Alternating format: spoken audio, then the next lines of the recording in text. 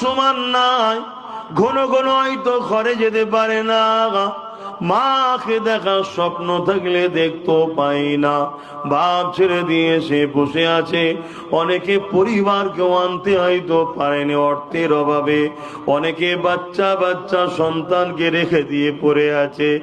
একটা দিন এসেছি বাচ্চাকে ছেড়ে, তার ময়ায় আমি তরপাচ্ছি, তাহলে এই মানুষগুলোর কত কষ্ট হচ্ছে আল্লাহ। কিন্তু হালাল রুজির জন্যে রাজ্যে কাজ না থাকার জন্য বিদেশি বিভিন্ন রাজ্যে পড়ে আছে।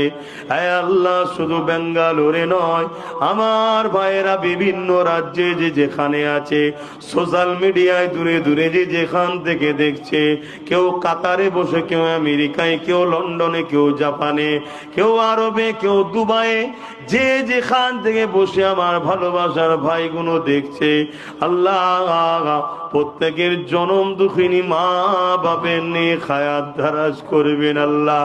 ওই মা বাপের দোয়া প্রতিটা বাচ্চাদের নসিবে কবুল করে নেন আল্লাহ।